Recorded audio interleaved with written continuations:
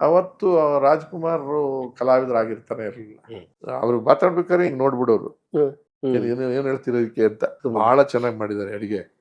ಈ ಸಿಟ್ಟಲ್ಲಿ ಏನಾಗುತ್ತೆ ಅಂದ್ರೆ ಎಲ್ಲ ಮಖ ಗಂಟಿಕೊಂಡು ಊಟ ಸರಿಯಾಗಿ ಮಾಡಲ್ಲ. ಅವ್ರು ತುಂಬ ಬಂದು ಹೇಳೋಗೋರು, ನೀವು ಏನಾದ್ರೂ ಇದೆಯಾ ಇಲ್ವಾ ಅಂತ ನನ್ ಕೇಳ್ಬಿಟ್ಟು ಹೇಳಿ. ಇವನ್ನೆಲ್ಲ ಮಾತಾಡ್ಸೋದಕ್ಕೆ ಎಸ್ ಎಂ ಕೃಷ್ಣ ಸದನದಲ್ಲಿ ನನಗೆ ಹೇಳಿದ್ರು. ಆಗ್ಬಿಟ್ಟು ಸ್ವಲ್ಪ ಅಷ್ಟೇ, ಹೆಚ್ಚು ಮಾತಾಡಕ್ಕಾಗ್ಲಿಲ್ಲ. ಆಮೇಲೆ ಅವ್ರು ಡಿಪ್ರೆಷನ್ ಆಗಿತ್ತು.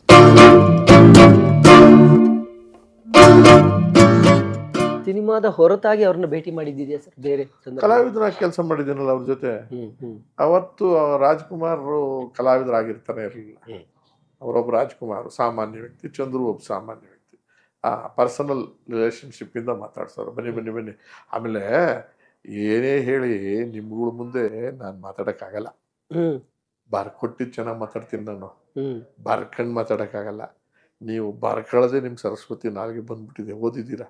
ಅದರಿಂದ ಈ ಕಲಾವಿದರ ಸಂಘದ ಗಲಾಟೆನೆಲ್ಲ ನೀವು ಬಗೆಹರಿಸಿ, ಕೊನೆಗೆ ನಾನು ಸೀಲ್ ಆಗ್ತೀನಿ. ಅಧ್ಯಕ್ಷರು ಅವರೇ ಇದ್ದಿದ್ದು. ಅಧ್ಯಕ್ಷರು ಅಧ್ಯಕ್ಷ ತಾನೇ, ನಾನು ಎಸ್ ಅಂತೀನಿ, ನೀವು ಮಾತಾಡಿ, ಆರ್ಗ್ಯೂ ಮಾಡಿ. ಅವ್ರು ಮಾತಾಡ್ಬೇಕಾದ್ರೆ ಹಿಂಗ್ ನೋಡ್ಬಿಡೋರು, ಏನ್ ಹೇಳ್ತಿರೋದಕ್ಕೆ ಅಂತ. ಅಂದ್ರೆ ನೀವ್ ಹೇಳ್ಬಿಡಿ ನನ್ ಕಷ್ಟ ಆಗುತ್ತೆ ಅಂತ.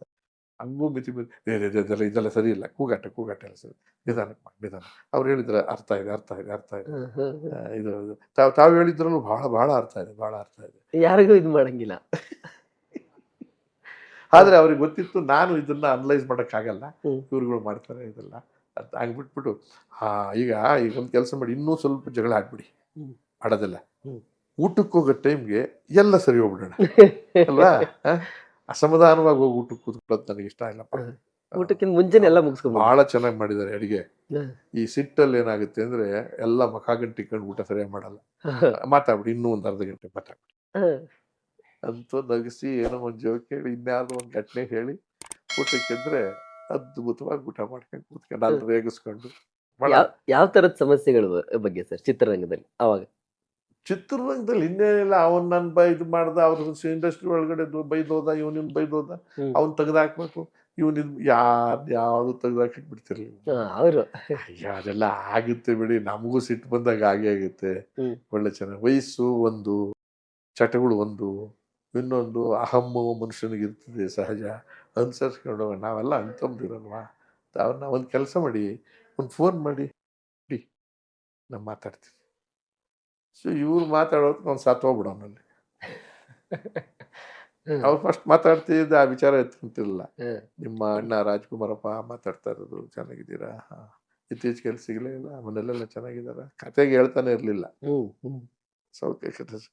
ಆಮೇಲೆ ಅದೇನೋ ಒಂದ್ ಘಟನೆ ಆಗೋಯ್ತಂತೆ. ಏನ್ ಅದೇನ್ ದೊಡ್ಡದ, ಅವ್ರಿಗೂ ಬುದ್ಧಿ ಇಲ್ಲ, ಅವ್ರು ಮಾತಾಡ್ಬಿಟ್ಟಿದಾರೆ, ಇಲ್ಲೇ ಕೂತಿರ್ತಿದ್ದಾರ ಅವರು, ಅವ್ರಿಗೂ ಬುದ್ಧಿ ಇಲ್ಲ.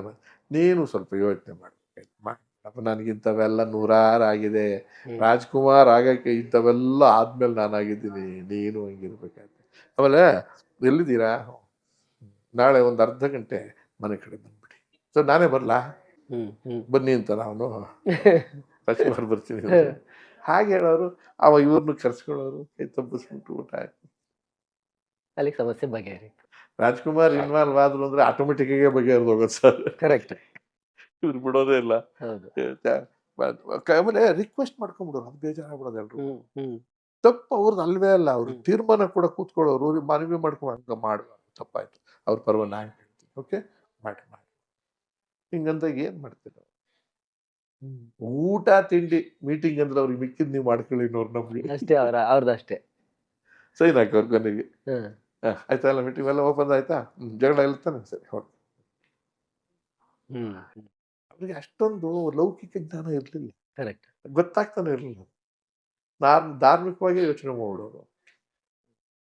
ಆಮೇಲೆ ಬಾಗಿಲ್ ತಕ್ಕ ಬಂದ್ಬಿಟ್ಟು ಬರೋರು ಸರ್, ಮೀಟಿಂಗ್ ಮುಗಿದ್ರೆ ತಂದು ನಮ್ಮನ್ನೆಲ್ಲ ಕಳಿಸಿ ಹುಷಾರಾಗಿ ಹೋಗಿ ಎಲ್ಲ. ಆಮೇಲೆ ಯಾರಾದ್ರೂ ಫೋನ್ ಮಾಡಿ ಹೇಳ್ಬೇಕು, ಬರೀ ಎಲ್ಲ ತಲುಪಿದಾರ ಅದು ಇದು ಅಂತ. ಮನೆಗೆ ಹೋದ್ರೆ ಅವ್ರ ಮನೆಯವ್ರಿಗೆ ಬಹಳ ಹಿಂಸೆ ಏನಂದ್ರೆ, ಊಟಕ್ಕಿದ್ದಳಿ ಇದೆಯೋ ಇಲ್ವೋ ಏನು ಕೇಳ್ತಿರ್ಲಿಲ್ಲ. 10 ಜನ ಬರ್ತಾರೆ ಅಡಿಗೆ ಮಾಡೋದು ಹೇಳಿದ್ಮೇಲೆ ಊಟ ಮಾಡೋದು ಓಕೆ ಅಲ್ವಾ ಸರ್. ಏನಕ್ಕೋ ಬಂದ್ಬಿಟ್ಟಿರ್ತೀವಿ, ಇವ್ರಿಗೆ ಯಾರ ಹತ್ರ ಯಾಕೋ ಏನಕ್ಕೋ ಬಂದಾಗ ಎಷ್ಟು ಟೈಮು ಬಂದಿದ್ರು ಹೊಸ್ಕೊಂಡು ಬಂದು ಊಟ ಮಾಡಿ ಆವತ್ತೆ ನೋಡು ಎಲ್ಲ ಅದೃಷ್ಟವಶಾತ್ ಅವ್ರ ಮನೆಗೆ 15-20 ಜನಕ್ಕೆ ಎಕ್ಸ್ಟ್ರಾ ಯಾವಾಗಲೂ ಇರೋದಂತೆ. ಅವಾಗಾಗಿ ತೊಂದರೆ ಆಗ್ತಿರ್ಲಿಲ್ಲ. ಅದು ಇದು ಇನ್ನೊಂದು ಅವ್ರ ತಾಪತ್ರಯಗಳು. ಮದುವೆ ಮಾತಾಡ್ತಿರುವಾಗ ಪಾರ್ವತಮ್ಮವ್ರು ಬಂದು ಹೇಳೋಗೋರು, ನೀವು ಏನಾದ್ರೂ ಇದೆಯಾ ಇಲ್ವಾ ಅಂತ ನನ್ ಕೇಳ್ಬಿಟ್ಟು ಹೇಳಿ, ಕೂತ್ಕೊಂಡು ಹೇಳ್ಬೇಡಿ ನೀವು. ಇದಿತ್ತಲ್ಲ ಅವತ್ತಿಂದು ಹೆರಳೆಕಾಯಿ ಉಪ್ಪಿನಕಾಯಿ ತಾಂಬ ಅಂದ್ಬಿಡೋದು ಮುಗಿದೋಗಿರ್ತದಲ್ರಿ. ಕರೆಕ್ಟ್. ಆ ತರದ ಪ್ರೀತಿ. ಅವರು ಪ್ರೀತಿಸ್ತಿದ್ದು ಅಭಿನಯ, ಸಿನಿಮಾ, ನಾಟಕ, ಪಾತ್ರ, ಗೆಟಪ್ ಇಷ್ಟೇ. ಇನ್ನು ಕಾಸು ದುಡ್ಡು, ಅವ್ರು ಕಾರ್ ತಗೊಂಡ್ರ, ಇವ್ರ ಆಸ್ತಿ ತಗೊಂಡ್ರ, ಅದೇನೋ ದುಡ್ಡು ಅಂತ ಇದಿಷ್ಟು ಇಲ್ವೇ ಇಲ್ಲ. ಮಲ್ಲಿಕಂಡ್ ಸುಮ್ಮನೆ ತೊಟ್ಟಿದ್ರು ಕೂಡ ಯಾವ್ದೇನು ಹಿಂಗಷ್ಟೇ. ಬಟ್ ಅದನ್ನು ಮಾತ್ರ ಸ್ಪಷ್ಟವಾಗಿ ಕೇಳಿಸ್ಕೊಂಡು ಗಟ್ ಮಾಡಿಕೊಂಡು ನಮ್ಮಂಥವ್ರಿಗೆ ಹೇಳಿ, ಇದರಲ್ಲಿ ತಪ್ಪಿದೆಯನ್ನು ನೋಡಿ, ಅಪಭ್ರಂಶ ಇದೆಯಾ, ಒತ್ತಕ್ಷರ ದೀರ್ಘಾಕ್ಷರ ಸರಿಯಾಗಿ ಹೇಳಿದ್ದೀನ, ಕನ್ನಡ ತಪ್ಪಿಲ್ಲ ತಾನೆ, ರಾಜ್ಕುಮಾರ್ ಕನ್ನಡ ಅಂದರೆ ಕನ್ನಡ ಅಂತ ಇರ್ಬೇಕು, ಅದರಲ್ಲಿ ಹುಡ್ಕೋ ಥರ ಇರಬಾರ್ದು. ಗೊತ್ತಾಯ್ತಿಲ್ಲ, ಕಷ್ಟ ಬೀಳೋಣ ಬೇಕಾದ್ರೆ, ನಮ್ಗೆ ಅನ್ನ ಕೊಡ್ತಾ ಇದೆ ಅದು. 4 ಥರ ಹೇಳ್ಕೊಳ್ಳೋಣ, ಯಾವ್ದು ಬೆಟ್ರೋ ಅದನ್ನ ನೋಡೋಣ. ನಾಟಕ ಮಾಡ್ದಂಗೆ ಮಾಡ್ತೀವಿ ರಿಹರ್ಸಲ್ಸ್ ಇದಕ್ಕೆ ಹೋಗಕ್ಕೆ ಮುಂಚೆ. ಆಮೇಲೆ ಅಲ್ಲಿ ಹೋದ್ಮೇಲೂ ಕೂಡ ಗಮನಿಸೋರು, ನೀವೇನೋ ಮಾಡ್ಬಿಡ್ತೀರ ಎಕ್ಸ್ಟ್ರಾ, ನಾನು ನೋಡ್ಕೋತೀನಿ ಶೂಟಿಂಗ್ ಅಲ್ಲಿ. ಅವರು ಹಂಗೆ ಕೊಡೋರು, ಮೈ ಮೇಲೆ ಏನೋ ಬಂದ್ಬಿಡುತ್ತೆ ಸರ್ ಬಟ್ಟ ಸೆಟ್ಗೆ ಹೋದ್ರೆ ಅವ್ರಿಗೆ. ರಾಜ್ಕುಮಾರ್ ತರ ಇರ್ತಾನೆ ಇರಲಿಲ್ಲ ಸರ್, ಪಾತ್ರಕ್ಕೆ ಹೋಗ್ಬಿಡೋರು. ಅದ್ ನೋಡೇ ಕಲ್ತು ಬಿಡ್ಬೋದು ನಾವು. ಅಶ್ವಥ್ ಹಂಗಾಗಿ ಅಶ್ವತ್ತು, ಬಾಲಣ್ಣ, ನರಸಿಂಹರಾಜ್ ಇವರು ಸ್ಟೇಜ್ ಸೆಟ್ಟಲ್ಲಿ ಇದಾರೆ ಅಂದ್ರೆ ಯಾರನ್ನ ನೋಡ್ತೀರಿ ಹೇಳಿ ನೀವು? ಅದ್ರಲ್ಲಿ ಸಿನಿಮಾ ನೋಡ್ಬೋದು ನೋಡಿ, ಇವ್ರನ್ನು ಬಿಡಂಗಿಲ್ಲ. ಒಬ್ಬರಿಗಿಂತ ಒಬ್ಬರು ಪೈಪೋಟಿ ಭಾವನೆಗಳಲ್ಲಲ್ವಾ? ಸೀನ್ ನೋಡಿ ನೀವು ಪಿಕ್ಚರ್ಗಳನ್ನ, ಅದ್ರೊಳಗೆ ಜಯಂತಿನೋ ಸರೋಜಿನೋ ಇದ್ರೆ ಅವ್ರನ್ನೂ ನೋಡೋಕ್ಕಾಗಲ್ಲ, ಅವರು ಅಷ್ಟೇ ಅದ್ಭುತ ಮಾಡೋರು. ಖುಷಿ ಆಗ್ಬಿಟ್ಟು. ಅಣ್ಣವ್ರನ್ನ ಕೊನೆಯದಾಗಿ ನೀವು ಭೇಟಿ ಮಾಡಿದ್ದು ಯಾವಾಗ ಸರ್? ಅವ್ರು ಹೋಗೋದಕ್ಕಿಂತ ಮುಂಚೆ? ಕಾಡಿಗೆ ಹೋಗೋದಕ್ಕಿಂತ ಮುಂಚೆ, ಅದಕ್ಕೂ ಮುಂಚೆ ಒಂದು 2 ತಿಂಗಳು ಮುಂಚೆ, 2-3 ತಿಂಗಳು ಬಹಳ ಹತ್ರದಿಂದ ಭೇಟಿ ಮಾಡಿದ್ದು ಯಡಿಯೂರಪ್ಪನವರು. ಡೆಪ್ಟಿ CM ಏನೋ, ಮೇ ಬಿ ಇನ್ನೊಬ್ರು ಯಾರೋ CM ಆಗ್ತಿದ್ರು, ಧರಮ್ ಸಿಂಗ್ ಇರ್ಬೇಕು. ಧರ್ಮ್ ಸಿಂಗ್. ಇವರು ಡೆಪ್ಟಿ CM ಆಗೋ ಟೈಮ್ನಲ್ಲಿ ಬಂದಿದ್ರು ಅವರು ಇದಕ್ಕೆ. ಒಂದು ಆಗ ರಾಜ್ಕುಮಾರ್ ನನಗೆ ಹೆಚ್ಚಿಗೆ ಕಾಂಟ್ಯಾಕ್ಟ್ ಇಲ್ಲ, ಮತ್ತು ನೀನು ಸಿನಿಮಾದವನ್ನೆಲ್ಲ, ನಾನು MLC ಆಗಿದ್ದೆ. May be 2004 or 2006 may be 4 ಇರ್ಬೋದು. ಕರ್ಕೊಂಡು ಹೋದಾಗ ಅವತ್ತು ಅವ್ರು ಕೂತ್ಕೊಂಡು ಅರ್ಧ ಗಂಟೆ ಲೋಕಾಭಿರಾಮ ಮಾತಾಡಿ, ನೋಡಿ ಚಂದ್ರಿಗೂ ಏನಾದರೂ ಸಾಧ್ಯ ಆದ್ರೆ ಜಾಗ ಕೊಡಿ, ಒಳ್ಳೆ ಮನುಷ್ಯ ಅಂತ ಬೇರೆ ಅವರು ಹೇಳಿದ್ರು. ಮಾತಾಡ್ಸ್ಕೊಂಡಿದ್ದೆ. ಆಮೇಲೆ ರಾಜ್ಕುಮಾರ್ ಮತ್ತೊಂದ್ಸರಿ ನೋಡಿದ್ದು ಬಂದ ಮೇಲೆ SM ಕೃಷ್ಣ ಅವ್ರ ಜೊತೆಲೂ ಏನೋ ಅವ್ರ ಮನೆಗೆ, ಕಾಡಿಂದ ಬಂದ್ಮೇಲೆ SM ಕೃಷ್ಣ ಅವ್ರ ಪೀರಿಯಡ್ ನಲ್ಲೇ ಅವ್ರು ಬಂದಿದ್ದು. ಕಿಡ್ನಾಪ್ ಆಗಿದ್ದು. ಬರೋದುವಾಗ ಮುಂಚೆನೂ ಕೂಡ ನನಗೆ ಪಾರ್ವತಮ್ಮನವ್ರನ್ನ ಇವ್ರನ್ನೆಲ್ಲ ಮಾತಾಡ್ಸೋದಕ್ಕೆ SM ಕೃಷ್ಣ ಸದನದಲ್ಲಿ ನನಗೆ ಹೇಳಿದ್ರು, ಹೋಗಿ ರಾಜ್ಕುಮಾರ್ ಅವ್ರ ಮನೆಯಲ್ಲಿ ಮಾತಾಡ್ಕೊಂಡು ಬನ್ನಿ, ನಾವು ಏನೇನ್ ಮಾಡ್ಬೇಕು ಅದೆಲ್ಲ ಮಾಡ್ತೀವಿ, ಸಿಟ್ ಮಾಡ್ಕೊಂಡು ಅಪ್ಸೆಟ್ ಆಗೋದು ಬೇಡ, ಅವ್ರ ಜೀವ ಇಂಪಾರ್ಟೆಂಟ್ ನಮ್ಗೆ, ಅದು ಹೇಳುವಾಗಿಂತ ನಾನು ಕಳಿಸಿದ್ರು. ಹಾಗೆ ಅವ್ರಿಗೆ ಹೋಗಿ CM ಈ ತರ ಕನ್ಸರ್ನ್ ಇದ್ದಾರೆ, ಎಷ್ಟು ದುಡ್ಡು ಖರ್ಚಾದ್ರು ಅಥವಾ ಏನು ಖರ್ಚಾದ್ರೂ ಪರವಾಗಿಲ್ವಂತೆ, ಬಿಡಿಸ್ಕೊಂಬರೋದಕ್ಕೆ ಮಾಡ್ತಾರಂತೆ, ನೀವು ಕೋಆಪರೇಟ್ ಮಾಡ್ಬೇಕಂತ ಅಂತ ಕೇಳಿದೆ. ಅವಾಗ ಹೇಳಿದಾಗ ಹಾಗಾದ್ರೆ ನಾನೇ ಮಾತಾಡ್ತೀನಿ ಅವ್ರ ಜೊತೆ ಅಂದ್ರು. ಫೋನ್ ಮಾಡಿಕೊಟ್ಟಿದ್ದೆ ಕೃಷ್ಣ. ನಾನು ಅಸೆಂಬ್ಲಿಲಿ ಇದ್ದಾಗ ಕಳಿಸಿದ್ರು.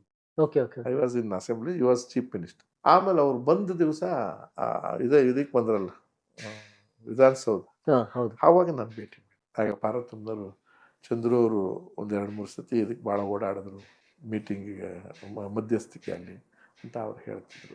ಕಪ್ಪಗಾಗ್ಬಿಟ್ಟಿದ್ರು ಸ್ವಲ್ಪ. ವಿಧಾನಸೌಧ ಟಾಟಾ ಎಲ್ಲ ಮಾಡಿದ್ರಲ್ಲ, ಅಷ್ಟೇ, ಹೆಚ್ಚು ಮಾತಾಡಕ್ಕಾಗ್ಲಿಲ್ಲ. ಆಮೇಲೆ ಅವ್ರು ಡಿಪ್ರೆಷನ್ ಆಗಿತ್ತು ಸ್ವಲ್ಪ. ಅದಾದ್ಮೇಲೆ ಹೆಚ್ಚು ಅವ್ರ ಮನೆಯವರು ಬಿಡ್ತಿರ್ಲಿಲ್ಲ ಎಲ್ಲಾನು, ಭಯ ಅನ್ನೋದೊಂದಿತ್ತಲ್ಲ. ಆಮೇಲೆ ನಾವು ಸತ್ತಾಗಿ ಹೋಗಿದ್ದು ಅಷ್ಟೇ. ಎಲ್ರಿಗೂ ಕೂಡ ನಮಸ್ಕಾರಗಳು. ಈ ನಮ್ಮ ಡೈಲಿ ಮಾಧ್ಯಮ, ನಮ್ಮ ಸ್ನೇಹಿತ, ಸುಮಾರು ವರ್ಷದ ಗೆಳೆಯ, ಅಜಾತ ಶತ್ರು, ಸದಾ ನಗುಮುಖದ ವ್ಯಕ್ತಿತ್ವ, ಏನಾದರೂ ಹೊಸದಾಗಿ ಸಮಾಜಕ್ಕೆ ಕೊಡಬೇಕು, ಪತ್ರಿಕೋದ್ಯಮದಲ್ಲಿ ತನ್ನ ಹೆಸರನ್ನು ಚಿರಾಯು ಮಾಡಬೇಕು ಅಂತ ಆಸೆ ಪಡುವಂಥ, ತುಡಿತಾ ಇರುವಂಥ ಉತ್ಸಾಹಿ ಯುವಕ ನನ್ನ ಗೆಳೆಯ ಅಶೋಕ್ ಅವರ ಕನಸಿನ ಕೂಸಿದು ಡೈಲಿ ಮಾಧ್ಯಮ. ನನ್ನ ಮನಸಾರೆ, ನನ್ನ ಸಂಪೂರ್ಣ ಹೃದಯದಿಂದ ನಾನು ಶುಭವನ್ನು ಕೋರ್ತಾ ಇದ್ದೀನಿ. ಈ ಮಾಧ್ಯಮವನ್ನು ನೀವೆಲ್ಲರೂ ಕೂಡ ಪ್ರೀತಿಯಿಂದ ಸಬ್ಸ್ಕ್ರೈಬ್ ಮಾಡಿ ಬೆಳೆಸಿ. ನನಗೆ ಖಂಡಿತ ನಂಬಿಕೆ ಇದೆ, ನಿಮಗೆ ನಿರಾಶೆ ಮಾಡದ ರೀತಿಯಲ್ಲಿ ಒಳ್ಳೊಳ್ಳೆ ಕಂಟೆಂಟ್ ಓರಿಯೆಂಟೆಡ್ ವಿಷಯಗಳನ್ನು ನಮ್ಮ ಅಶೋಕ್ ಅವರ ನೇತೃತ್ವದಲ್ಲಿ ಈ ತಂಡ ಕೊಡ್ತೇನೆ ನಂಬಿಕೆ ಇದೆ. ನಾನು ಅವ್ರ ಜೊತೆ ಕೈ ಜೋಡಿಸ್ತೀನಿ. ನೀವುಗಳು ಕೂಡ ಅವ್ರ ಜೊತೆ ಕೈ ಜೋಡಿಸಿ ಒಟ್ಟಿಗೆ ನಮ್ಮ ಡೈಲಿ ಮಾಧ್ಯಮವನ್ನು ನಾವು ಬೆಳೆಸೋಣ. ಧನ್ಯವಾದ.